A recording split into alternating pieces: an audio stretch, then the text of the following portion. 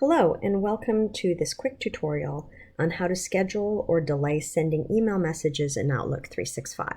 So once you've composed your email, you have two options. You can either go up to the top menu bar and click on Options and then over to Delay Delivery, and that will open up your delivery options.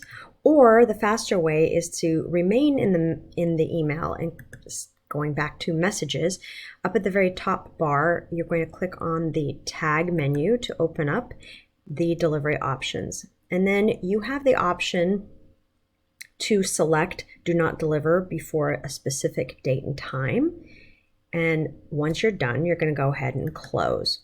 When you're done composing your email, you're going to select send.